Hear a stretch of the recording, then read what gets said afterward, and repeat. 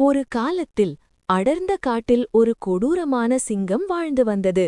அது தினமும் பல விலங்குகளை வேட்டையாடிக் கொன்று வந்ததால் காட்டு விலங்குகளெல்லாம் மிகவும் பயந்து வாழ்ந்தன.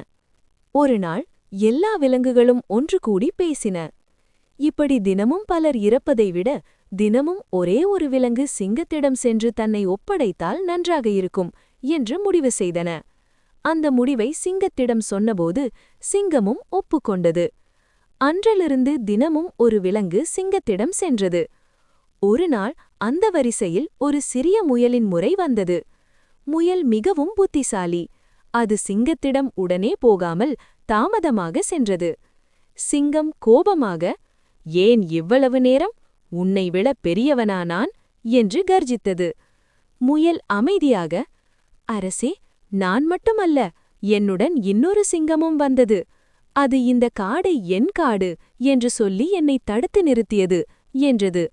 இதைக் கேட்ட சிங்கம் கடும் கோபமடைந்தது. "அந்த சிங்கம் எங்கே?" என்று கேட்டது. முயல் சிங்கத்தை ஒரு ஆழமான கிணற்றருகே அழைத்து சென்றது. "அரசே, அந்த சிங்கம் இதோ கிணற்றுக்குள் இருக்கிறது" என்றது. சிங்கம் கிணற்றுக்குள் பார்த்தது. அதில் தன் பிரதிபலிப்பை பார்த்தது. "இவன் என்னையே பார்த்து கர்ஜிக்கிறானே" என்று நினைத்து கோபத்தில் கிணற்றுக்குள் குதித்தது. அவ்வளவுதான், சிங்கம்